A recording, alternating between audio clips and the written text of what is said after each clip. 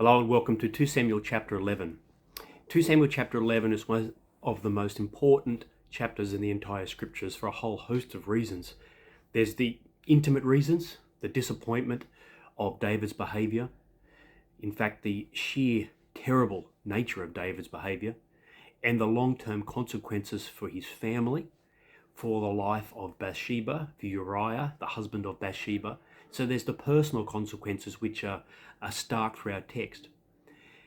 Apart from those terrible consequences is the overall consequences for the Davidic kingdom. This is the beginning of the end for David. But as we started to see, David had started to make some decisions about how to conduct his military campaigns, which represented the way that a lot of other pagan nations conducted campaigns, a bit like today.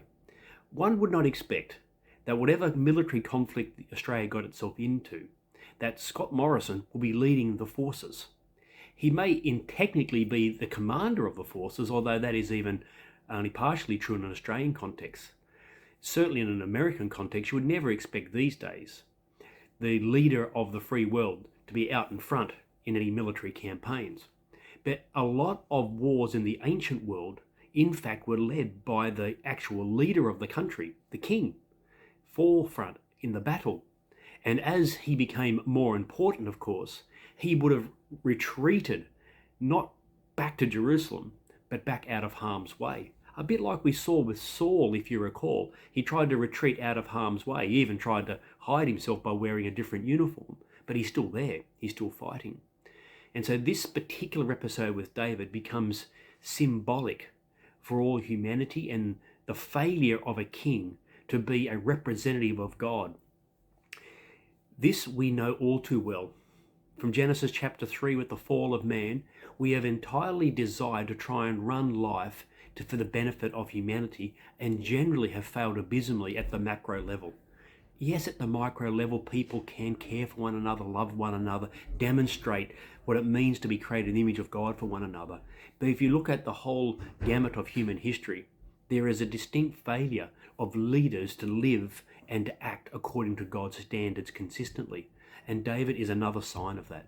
A man after God's own heart is unable to be that man for his entire life. We've seen inklings of his failure. Multiple wives, conducting battles in an inappropriate way, but this is an entirely different level. And in 2 Samuel 11, because of its importance, not merely to the personal relationships of David, but to the long-term history with Israel, but also because Jesus Christ becomes a fulfillment of the abilities of David that he lacked. David could not be the king after God's own heart entirely because he's a sinner like the rest of us.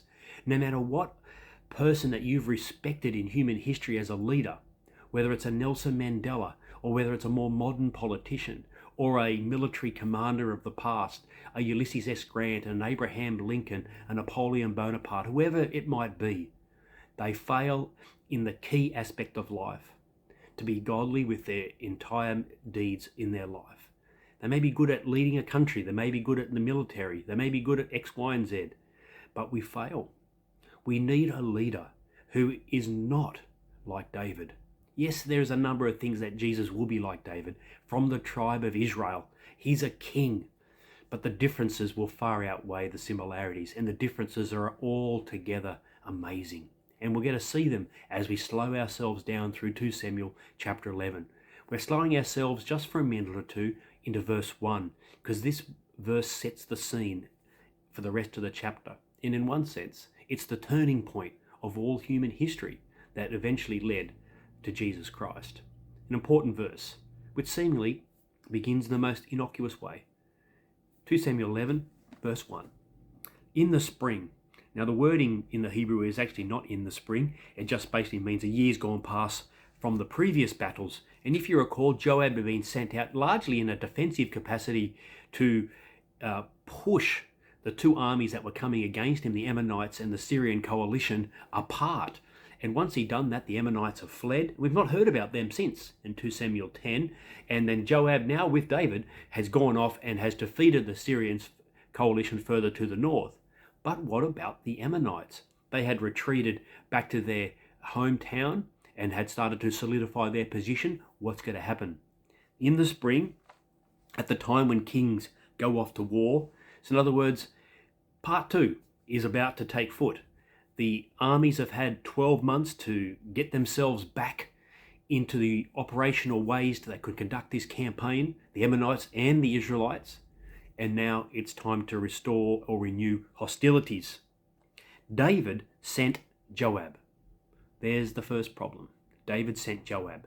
And we started to see the inkling of this in the passage from yesterday, that David starts to behave as a king sometimes behaves in the pagan nations, where his safety and security and his self-importance are so paramount to the long-term governance of the country that he refuses, for 2 reasons, often in pagan and in other military campaigns. Firstly, he will not go into battle for fear that he might die, and then the country will be left without a leader. And secondly, if he leaves, maybe whilst he's away, someone else might try and overthrow him. That doesn't seem to be David's concern, because he has solidified his border. So what possible reason could he have to stay at home?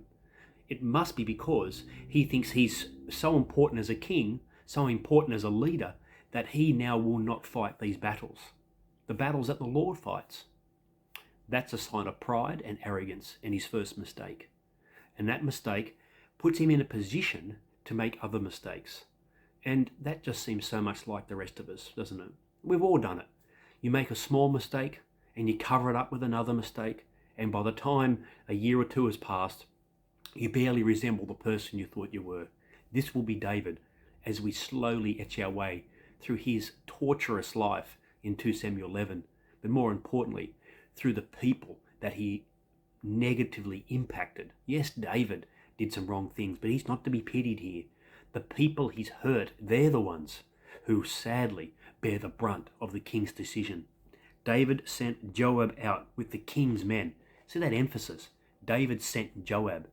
He's been sent out with the king's men. He's the king's army commander. And the question is, but where's David? And that's where it continues on with.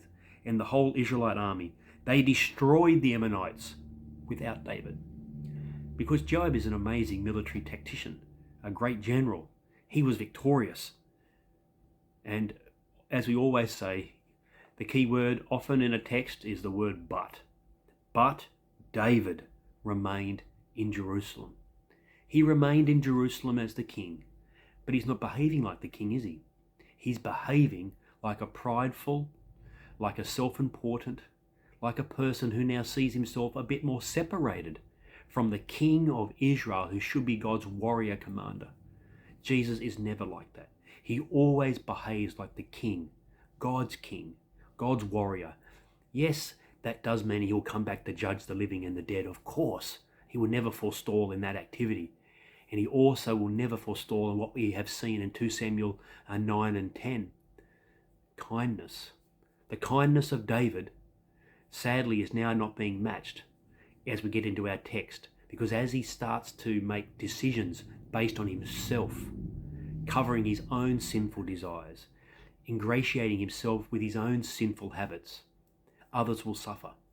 And that's something that we must know, that when we make small decisions that benefit ourselves to the exclusion of others, it has long-term consequences, long-term choices.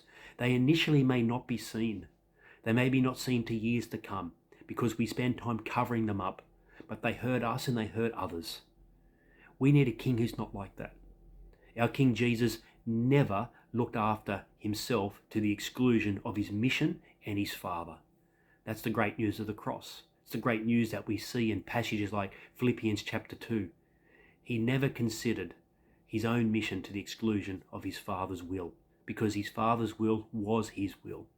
Unlike me, unlike David, unlike you, we all have competing desires, poor choices. Christ saves us from those in the judgment that fell.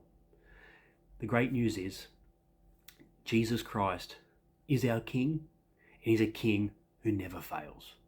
Amen.